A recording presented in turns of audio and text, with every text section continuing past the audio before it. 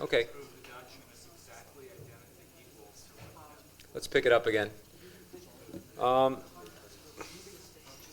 Shari's talked about subwoofer, and right now more as a client API. Now, one of the issues that I think affect electronic commerce and a lot of internet stuff is the server side of things.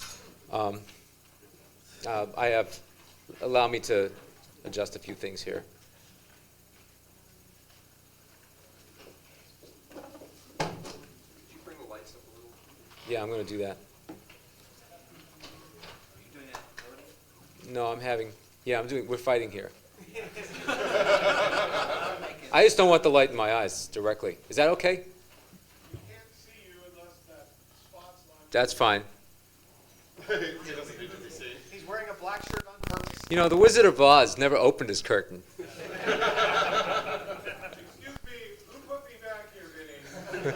And stay back there where you belong. I like that little doorway of his. Okay. One of the things that's frustrating about, well, I'm going to just start my talk with who the hell am I and why am I giving this talk? There's some reasons behind this. Prior to working for developer tech support, I was a Mac developer for, I don't know, there were releases when I started. And I've seen a lot of good software written, a lot of bad software written too. A couple years ago I took a job with DTS, and primarily, what I do for people is I answer emails, write tech notes. There's this OT web page out there. I manage that thing too. No one was doing it, so I did it. The mailing list, this conference, whatever. The whole point that I even brought that up is that, in the process of answering emails, I see a pattern. And in particular with OpenTransport, the pattern is that initially, I was hearing this, well, OpenTransport's really hard to use, I just want to download a URL. Well, that's what this is about, what Shari was talking about. But the thing that I find frustrating is I've looked a lot at the other side of the equation, the servers. And, I've looked at I don't have to name names, the three web servers that I'm talking about out there. And man, I'll tell you, things could be written a lot better than they are. And the reason I'm giving this talk is that if you're going to write some kind of commerce server or you're going to write some kind of whatever that is, let's apply some of these principles. We can do a lot better than what's out there. So anyways, this talk basically is, if you plan to build an email server, a remailer, okay, that's a real cypherpunk a good thought to do. HTTP server or key management server, then you want to listen to this. Hell, even if you're building a client, okay, writing yet another web browser. Why that you can't pronounce that? Okay. Here's what's going on. Okay, is that the networks are getting faster. I mean, everyone knows this. Like the slide says, you got ISDN at home. Regular Ethernet wasn't a big deal, but now you've got this 100 megabit stuff. They're talking about gigabit Ethernet versus ATM, whatever. And the problem is now is the developer software is being scrutinized a hell of a lot more than it's ever been. When you were just talking at 14.4, if you wrote a really slow program, no one cared because no one noticed. But what happens now is take a look at MacWeek. When they start rating web servers and they start doing webstones and stuff, comparing them. If you're like 10% slower than the next guy, they eat you alive. And the thing is, there's no reason for it. I hear a lot of this, it's Macintosh, and it's the MacOS's fault. That's the first thing I hear is let's run on a Shiner with AIX, it's the MacOS's fault. And I hear immediately, oh, it's OpenTransport's fault. That thing's slow. Well, no, it's not, as a matter of fact. It turns out that OpenTransport is a really fast implementation of streams.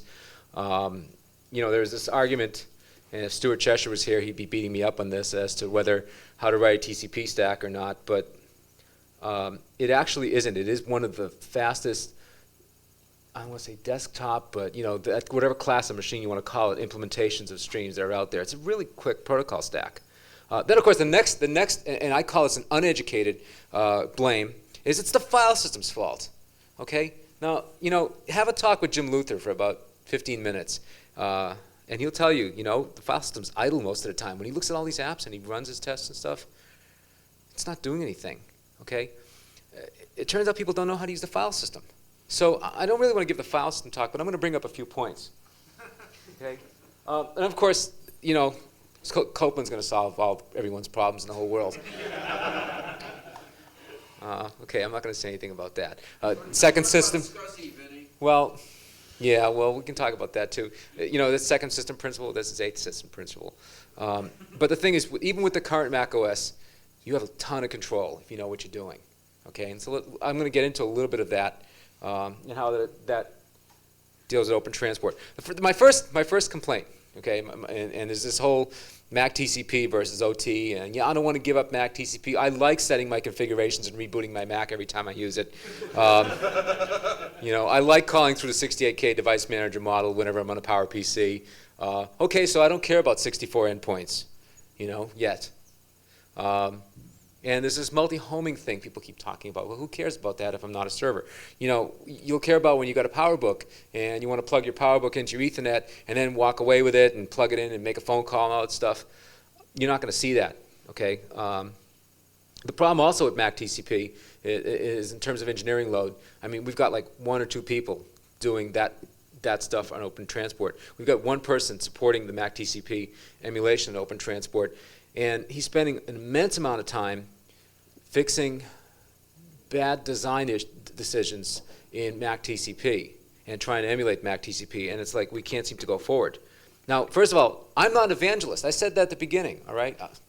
I don't get paid from evangelism. I'm a grunt. I work for DTS. So I don't have a vested interest in selling OpenTransport other than the fact that, I'd like to see, well, maybe it cuts down my email questions. I don't know.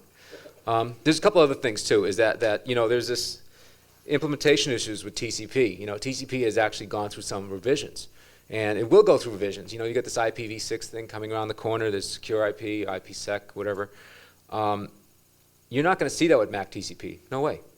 Okay. So what happens next year when people start talking IPsec and they go, I want to send secure transactions, I want to send secure data, streams over the net. I can't do it with Mac TCP. I have to use SSL and hit it from a higher level. Okay? So, is that a good reason? I think, maybe. You have to make that decision. Let me say a few things about OpenTransport. I've had people complain saying, I don't like this interface. It's too complicated. Well, yeah, okay, maybe it is. We didn't invent it. Believe it or not, it actually is an industry standard. Whatever that means. There's like 10 different industry standards, if there is such a thing as an industry standard. And unfortunately, it originated in the Unix world at a time when there wasn't, your choices were, do I go with Berkeley sockets and exactly which flavor of Berkeley sockets? There's like 10 different flavors of Berkeley sockets. Everybody does things their own way, And XTI was actually one of the more extendable, there was a lot of things you could do with XTI that one thing you can do is Apple Talk, okay? So they've made changes to XTI to get it to work on the Mac OS. And let me tell you a little bit about what those changes are. The issue about XTI and Unix is that Unix is this preemptive multitasking system. That's their solution for everything, is that I do an I/O and I can block and wait, my task can block and wait for that to happen. Not so, it's pretty obvious, everybody out here, it's not so in the Mac. You've got this thing called cooperative multitasking versus preemptive. And cooperative is really funny. Some people call it cop-out multitasking, maybe. But actually, it's just another way of doing things. And the issue is that if you're going to do fast things on the Mac OS, you have to use asynchronous I/O. And OpenTransport gives you this callback mechanism to do it. It's no different than, it's just a different flavor of doing things, whether I'm blocking my I/O or not. And yeah, it does look a little more complicated. I can't just say receive and wait for 10 bytes to come in. I have to write some stuff to handle things in the background. And about 20 lines of code, you can write a layer over using threads that does it. I'll get to that. about what I don't like about threads. Let me say a couple things about execution context on the Mac OS. Sometimes this is not very clear, and it gets a little cloudier. It got a lot cloudier with the PCI systems. I know that OS 8 is going to make things a little more interesting too. But let's look at things. I'm just going to group things into three contexts right now. We have the system task thing. Everyone's familiar with using that. That's wait next event. The great thing about, or the bad thing about wait next event is I call it, and I don't really know when it's going to come back to me. That's out of my control. It's the next task. If the next guy wants to page in all of memory and page it back out again, or just rescan the disk or something and not ever call wait next event, I have no control over that. There's this thing called primary interrupt. That's like I/O completions from the file manager, the time manager, VBL, whatever interrupt things. You can't do a hell of a lot of things with primary interrupt in the sense that the way the current memory manager works, you can't allocate memory. So a lot of people are scared of primary interrupt. There are all these rules that we've been taught over the years about what we can't do. And there's this thing called secondary interrupt or deferred tasks. And OpenTransport has their own flavor of deferred tasks. Deferred tasks are really interesting because what happens is after you handle an interrupt, and you've done with it and you've returned the interrupt mask back to 0, there's this time between where you've returned back to the routine that got interrupted. And this time is called deferred task. You can run a few things, and the great thing about it is you can get interrupted again. So you can actually sort of run, we call them secondary interrupts. Now, understanding those three things, those three places, let's talk about how we can use them properly. Okay. Number one rule with OpenTransport and in general, what I see every web server do, totally frustrates me, is they misuse lazy evaluation.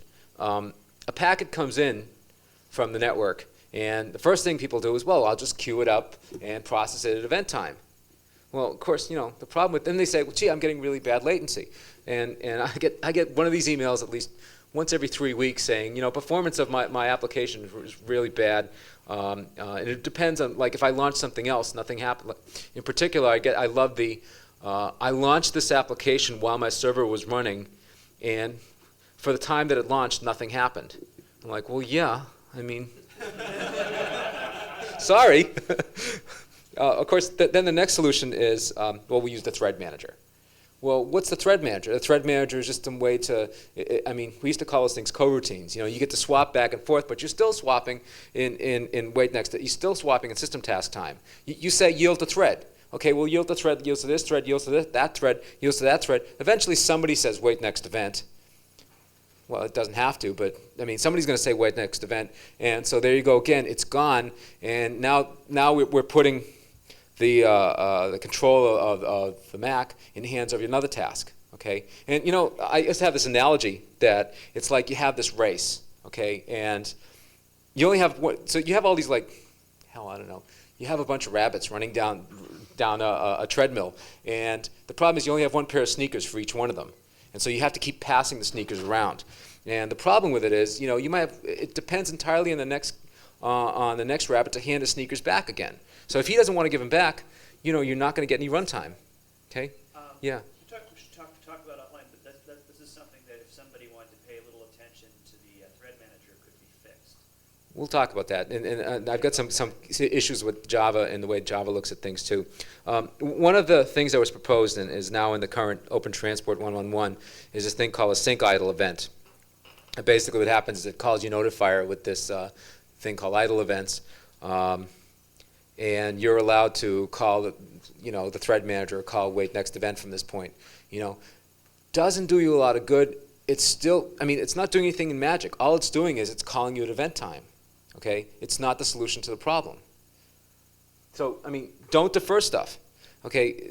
The corollary of that is do as much as you can in a notifier. When OpenTransport, when you open an endpoint, you do an async open endpoint and you hand it a notifier, there's a lot of things you can do there. You can accept and hand off the connections. You can receive and process all your incoming data. Okay, I get a packet in. I should be able to do some kind of incremental processing of that packet. If I'm parsing MIME, right? Then okay, maybe what I need is like an incremental MIME parser. One of the really interesting things you can do is, in the case of, say, a web server or a file server, whatever, is you can start your asynchronous IOs. Okay, I mean, you get called at notifier time. If you're going to end up let's say it's asking for, you get an HTTP request to open a file and read that file, and a GET request. You can ask the file manager to open and read a file asynchronously. And the other thing too is if you can send network data in notifier, do it. You can also start the teardown of network connections. Again, I'm just saying don't defer these things to wait next event time. About notifiers, right? When do they run? Okay, well they'll never run at primary interrupt time. We can promise you that. However, they might run when returning from an interrupt. In other words, secondary task. It's secondary interrupt. And the other thing that's interesting is if you call an OpenTransport routine, they might run during the execution of that routine. The point is you've handed control over to OpenTransport. So if it wants to call you back, it might. You just have to think about that. That generally shouldn't, but you might have reentrance problems if you don't think about things like that. Of course, the side of that is you should never call OpenTransport at interrupt time, primary interrupt time either. One of the things I could say about notifiers, and the other thing I want to mention here is that everything I'm talking about, I've put in a tech note. It's TN 1059. I'll talk about it later. But I wrote this up, and it's been out for a little while now. The other side of that is, you want to treat notifier, the code there, as kind of a critical path, because you're pretty much locking up the OS when you're running. Except, you're not locking up interrupts, but what you are doing is you're locking up a task from running. So don't spend minutes, milliseconds in your notifier. Big no-no. Don't make a synchronous OT call in a notifier. Okay, you're going to get, if you're lucky, OpenTransport will give you an error. Okay. If you're not, well, then I'm sure I'll be getting an email from you saying, oh, wow, this doesn't work. Okay. One thing you can use notifier for is you can gate action. Like, for example, you do an asynchronous open, and you'll get a T-open event, open completion event. That's a great time to do a bind. Then you'll get a T-bind completion event. That's a great time to do whatever else you're going to do. So you can use those things to gate and drive the next step. We've done this before. We used to call. We've all seen code that has called a file manager and did chained execution before. That's what this is.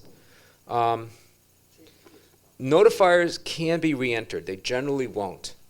It's possible if, for instance, you might get a T-memory released event during while your notifier is running. There's a few high priority events. They're not totally well defined, and they are in Appendix F of the OT client node, which you can and can't do. I think there's like one that provider will go down or something. That will come. You can get that in a notifier while you're in a notifier.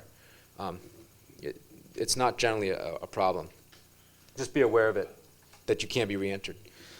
Oh, okay. Well, then, so the issue is, well, gee, I can't call Mac's memory manager. I want to allocate. So what do I do with this packet? It comes in, and how am I going to process it? Or maybe I can't process it. Maybe I need a little memory.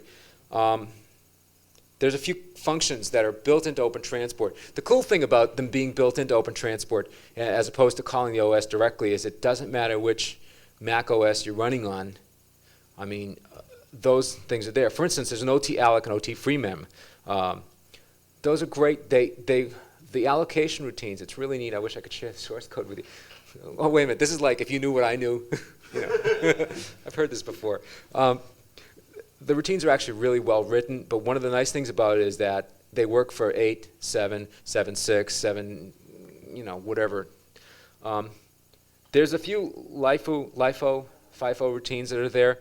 The only thing that's goofy about them, and they are documented in the latest OT tech note, the only thing that I think is goofy, you can look at the OpenTransport.h file. Actually, they're even documented in that. And that's sometimes a great source of information, is to look at the H files. There's this NQ steal list reverse list. And the issue is that they want to make these things atomic. You can call them at interrupt time. You don't have to worry about them being re-entered. So the way that I guess Mike Quinn addressed it is he has this steal list reverse list routine. Basically, I have a linked list. I say steal it. I now have a copy. It's taken what's ever in there and given it to me in this handle here, and the list is still there. And then I reverse it. It just means you have to process it. You have to think about processing it. Yeah. VInnie, what it does is it gives you the ability of running a FIFO on a PowerPC. Yes, it does. Without using Thank critical sectioning. It uses the PowerPC. Compare and swap. Compare and swap. Compare and swap. So you can actually put things into the FIFO and which would be the NQ, and then when you need to take them out, you do a steal list. You see if you have Right. anything still in your copy of the list. If not, you do a steal list, reverse list, and you drain that list. That's exactly right. And you're right, it is built on the compare and swap routines. And as a matter of fact, we have, rather than you having to write it and worry about, gee, is this there or not in 68K? Well, that's the other issue. This stuff's on 68K OT too. We have some semaphore functions to help you out. There's atomic set, clear, test bit. There's some compare and swaps, and there's a couple of variations. There's an add 32, an atomic add 32 instruction. I had one developer write me. It's amazing. Some of the questions you get saying, well, I've got this atomic add 32 instruction, but I want to have a counter, a reference counter. And so like what you really need is an atomic subtract 32 instruction. And so I said, well, yeah, but if you add -1, isn't that? I said, so I wrote him a little atomic increment, atomic decrement. Yeah, okay. It's a fun job. That's fun. There's an OT time. There's a whole bunch of timestamp functions. Yeah. There's a bunch of OT timestamp functions, and the reason I'm bringing them up is when you're tweaking your code, and you want to figure out. I think it's important that if you're going to tweak your code, you need to do some profiling and figure out where the time is being spent. These are great functions. They're fast. That's one of the things I like about them. And they're kind of guaranteed to be there. I think it's important every now and then to profile your stuff, figure out where's the time being spent. I mean, you could spend hours, days fixing something that didn't matter, and that happens a lot. I guess that's just sort of a common principle. People should understand that. Oh yeah, this is what happens when you're typing and forget about the typo. I want to talk a little bit about deferred tasks. I do talk about this in the in my tech note. One of the things it wasn't made clear to people is why do you have this create and then schedule deferred task as opposed to why don't you just schedule it and run it? One of the things about creating a deferred task is it allocates memory for the deferred task to run. Just a block that points to the deferred task and the internal data structures. And the issue is that there's a lot of things in OpenTransport where you allocate the memory ahead of time. You might run into a low memory condition. This is why we do this. Because it's kind of a bear to have to schedule a deferred task because you're going to call this thing an interrupt time. That's why you're scheduling a deferred task, because you want this thing to run later. But if you're at interrupt time and you don't have memory there allocated, you're catch-22. We allocate it ahead of time. That's the only reason that there's a create and schedule. And the only thing I'll say about destroy is that you better remember to destroy your deferred tasks if they haven't fired and you're ready to quit your app. And I'll bring it up later again. You kind of do want to destroy them. People forget that all the time. It's like leaving your keys in the car, The file manager. Yeah, the file manager. Well, okay, let's be polite about this. A lot of people blame the file manager, for their application design issues. I mean, one of the things you'll see is I'll say, gee, the file manager is so slow. Jim Luther wrote this tech note a long time ago. I mean, it's still under the old FL nomenclature instead of the TN nomenclatures, called File Manager Performance and Caching. And he updates this thing pretty often. 4 basic things to walk out of that tech note with. One is that optimizing the size of your I/O requests. Don't read 5 bytes at a time. Don't read 570 bytes at a time. If you can align your Where is this rule of yours violated most? In the system. Apple share. Apple share?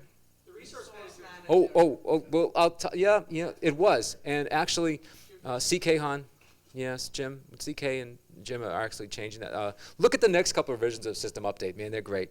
But you're absolutely right. Yes, whereas that's not the only thing that they broke, that research. Much of the performance bitching from people comes because they start calling the resource. Absolutely.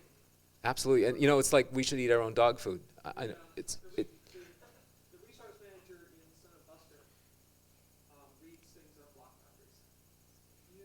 That's the second part, is aligning your I/O requests. And it's great to read this tech note because you'll see all these little like graphs that Jim has put together about what happens when you don't align your I/O requests.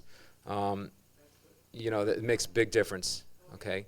The other thing is there's this cache built into the file manager, and you know, you want the cache to be the cache is your friend, and it's getting better. It's gotten a lot smarter in the last rev or two of the OS. Okay, my big thing, and this is where it relates to OpenTransport, is you do asynchronous read writes, and what you try to do is you try to overlap your OT calls and your async read writes at the same time. The file manager is not multi-threaded, okay, but you still can process asynchronous read writes, and that makes a big difference. You know, you call the file manager and wait for the disk to get back to you and wait. Actually, the file manager, the code path is really small. Okay, that's the thing that I find really interesting is you walk through it and you find, wow, it gets to, I mean, if you've ever written a disk driver, you'll see that, especially stepping through MaxBug, it's like, you know, not that many instructions. So it's not really spending a lot of time there. There are some things that definitely need to be improved in the file manager. That's not one of them. Oh, okay, this is a hack I've been thinking about. One of the things I find frustrating is that, and this is true with all OSs, is it takes time to open a file. Okay, so you're writing a web server, okay, and what's the most commonly open file? Index.html, you know, for whatever.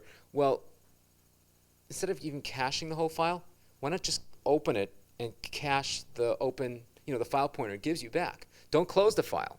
Okay, you know, if you know that you're going to be, in fact, without even going through the trouble of caching stuff, because the file manager will do a lot of good caching stuff for you, just open the files and keep a list of open files. I mean, it's a little trick, but it makes a big difference. You avoid the time of having to go through the lookups and you know, go through all that stuff. And there's a couple things you want to look out for. One of the issues with HFS is that it limits you to how many files you have open. I forget what it is. I think it changes. You can adjust that when you. Now it's like 362. The Finder, Is it the Finder? the Finder will grow the table. Will it now? I remember there was a static issue, and you know, that's problem is it's like. There's still a hard limit though, about 360. Okay, and what's going to happen here is that if you're a server and you keep a whole bunch of files open, and then somebody else happens to be running, well, their apps are going to fail. You know. And you know, the other issue too is that if you're going to do any file sharing, it gets a little tricky. So I just want to be, I mean, it's pretty obvious, but look out for those things. Hard also to update your web server. Yes, it is. That's what I mean. It's difficult to update your website. This one, you know, you've heard the classic, the resource manager is not a database. The file manager is not a database. The file system is not a database. It's an ugly database. One of the things that I find really frustrating is to use an email client. A certain email client that likes to, well, I think they fixed this, but there is a certain email client that likes to keep every email message as a separate file. Okay. There's a certain web browsers that like to keep their cache files, every GIF, every whatever, as separate files. Okay, you know, I mean, I'll let that, and that's true if you're going to write a news system, news server. Somebody wrote to me, said they had this great news server they wrote for the Mac, and but of course, the only drawback is that we keep everything as a separate file. Every entry is a separate file, and well, you're starting to run across the you'll start hitting the file system's allocation limits very quickly. Yeah, exactly. This is probably not a good idea, right? I mean, there's. Yeah. Okay. VInnie, I don't think we should complain about this too much. We should provide the services for people. I hear you. I think we should have a database service. They don't choose to keep them as separate files. You know, as a matter of fact, yeah. I mean, definitely, and I've heard a lot of talk recently about that. Okay, endpoints. Here's some pretty simple tips. You know, so you open endpoints in OpenTransport, and one of the things, let's talk about how to speed up connection turnaround time. You know, simple trick. You know, pre-allocate some of your endpoints, right? So if you're going to have a server and it's going to support 50 users or 100 users, whatever, pre-allocate a couple endpoints ahead of time. Don't open them each time that they're there. You don't have to pass the connection. You don't have to open an endpoint and then pass it. You can keep a whole bunch of them open and leave them in a cache. In fact, when you're done with them, just when you've done the unbind, put them in a endpoint cache and recycle them. The other trick is that if you build multiple configurations when you're doing an open endpoint, you have to pass the configuration. Rather than create the configuration each time and go through the trouble of going through the configurator and stuff, clone them. You're talking about something like order of 10. It's a lot faster. I mean, this saves quite a bit of time in OpenTransport, speeding things up. The other thing is connection queue. Okay, there's the other most common question I get. Everybody who's written a server will come up to me and say, "Okay, I got this thing called OT look error." What the hell is OT look error, and why is it so complicated? Okay, there's this issue about how XTI accepts connections and hands them off, and you have to look out that somebody else isn't calling you at the same time or disconnecting at the same time. I'm not going to go into this in this talk. This is in my tech note. Take a look at it. I also talk a little bit about negotiating the QLen when you do the bind. Just look at the tech note. We took some time and got that right. It's just something that to look out for. Okay, here's a simple one. You want to increase throughput? Avoid copying. I mean, that's a pretty classic thing. We have this great feature in the streams implementation called a no copy receive. And depending on the Ethernet device you're using, you might get read access to the DMA buffers themselves. Of course, the warning there is, one, don't ever write into the buffer, okay, because you will totally hose the rest of the system. But the other part is, if you can handle it really fast, this is a great way for you to actually have OpenTransport do the copying, pass them to you, who does, whatever. You can actually just do the copying yourself. It gets a little trickier, and it's not exactly clear how we're going to handle this when we have an OS that's going to have separate spaces. There has been some attempts in various OSs. There's people use FBuffs and various variations like that.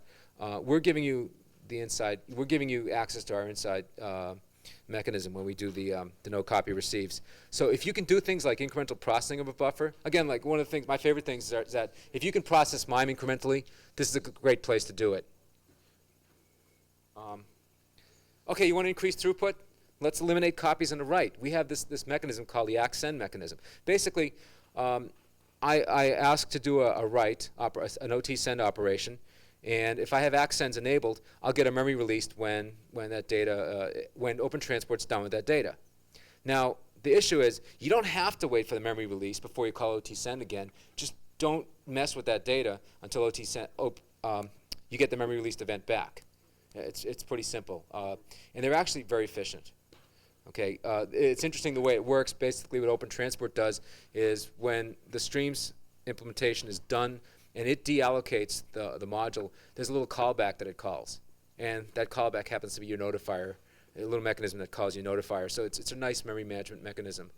You can also do gather writes, and the reason that I brought that up is one of the ways that you can speed things up is if you can pre-calculate things like a header. If you're doing, I don't know, HTTP or whatever, and you've got a standard header that you're always going to write out, don't create the header each time.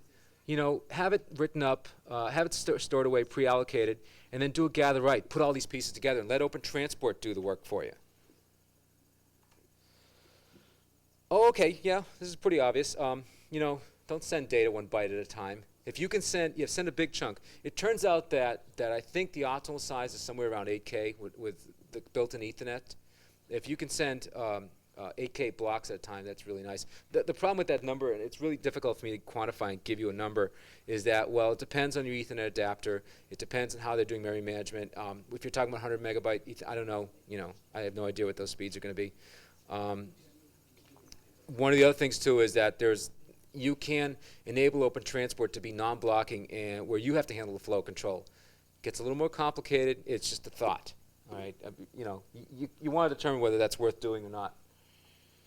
Okay, the final thing I should say about that is that application shutdown. If you write an app, support shutting it down. I mean, I love when I see things like this. This is like, gee, I ran this app and then I quit and then I tried to run it again and it didn't work, or my Mac crashed, or I like the classic, it crashes 5 minutes after I shut it down. It must be OpenTransport fault. And then you'd say, well, did you like forget to like flush any of your I/O? Did you close your endpoints, or did you? I had this deferred task go off. You know, it's like, well, yeah. You know, it's like freeing up. You know, OpenTransport tries to do a few things, but you know, no kind of memory, even you know, OS 8 and stuff is not going to protect you from yourself and this stuff. You're messing with the system. Yeah. This is in fact the hardest thing to do, but it's the hardest thing for anybody who's having to deal with this. Right. To learn all of the things that you have to do, and there is no centralized mechanism. I mean, I learned to patch exit the shell to get to solve these problems.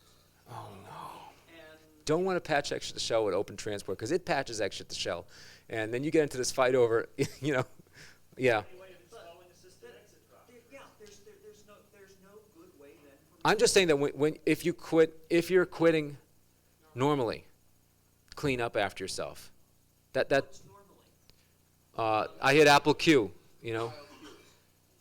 Including somebody drops into max bug and hits exit the shell. No, that I'm not worried about. They're I'm worried about that. I'm not too worried about. See, because to me, if you get in the max bug, you get what you deserve. Okay, you're a different class of. Because if somebody hits, you know, Yeah. Many control characters escape, that's an exit to shell. That bothers me. That shouldn't be there. And that's the same problem. There should be an easy way. You need both. Go back to the, But there is no mechanism Yeah. just for me to say install my exit. Yes. And you know, the way I'll handle that is that's not an OpenTransport problem. That is an OS problem, and that seriously that does have to be addressed. You know, That's why I patch exit to shell. there. Be careful of that with OT. It gets nasty. There's this who's going to run first issue. So it's also true for. I know how to handle this bit. For what? For GX. Yeah, for GX too. I hear you.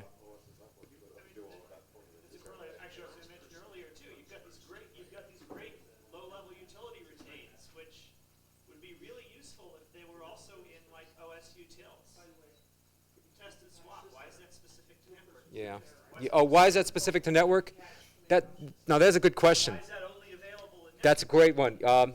Not invented here. Sorry, that was done in R&D 2, fourth floor as opposed to R&D 2, third floor as opposed. No, you know, whatever. That's the whole. It snuck in for the PCI implementation and was only intended for PCI stuff. Apple is not a unified organization. It is chaos. It's always been chaos. Videotape. This is a legitimate claim. Why If did Copeland had come out when it was supposed to have come out, the problem would have gone away. but just like the Mac developed 64-bit math, why does TE get highlight region in the drag Okay. manager? Let me zoom on to our Q&A. Why is the random number generated quick draw? Yeah. Okay. But I mean, Just why? Let me go on. That's a big why. Okay. All right. Let me finish up here, and then we'll flame.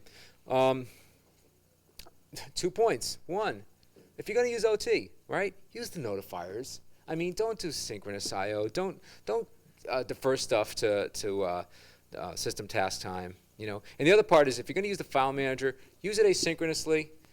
I mean, you will be happy. Your software will be happy. Your stuff will sell. You know.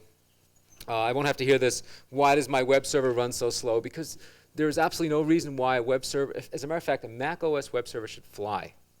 Okay. Let me give you some places to go for more info. And this is kind of a thing. I run this web on my spare time. What's that? I run this, my copious free time.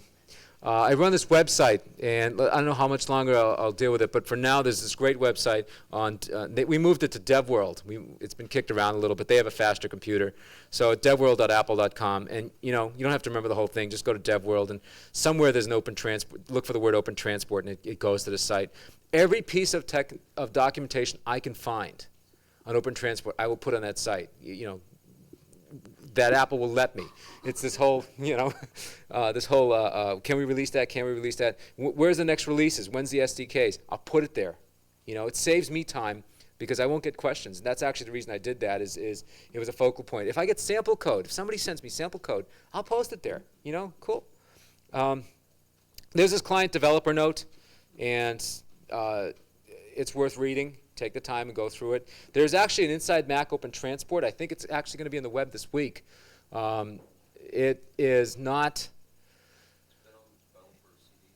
Yeah, it's been around. It's been revved. It's been one of those things that I've been screaming and pulling people's hair about, and finally they're saying, okay, well, we think it's actually an important thing. We should publish it. Imagine that, shipping an API for an entire network architecture without a manual. Okay. There's 2 tech notes. I'm gonna blow my own horn here and talk about tech note 1059. It's on the website. It's on the DTS wherever. Improving OT server performance. It's okay. There's some mistakes in it. Flame me. Fine. Send me email. Take a look at Jim Luther's note. The file manager performing stuff, performance stuff. And let's do a quick Q&A. Vinnie? Yeah.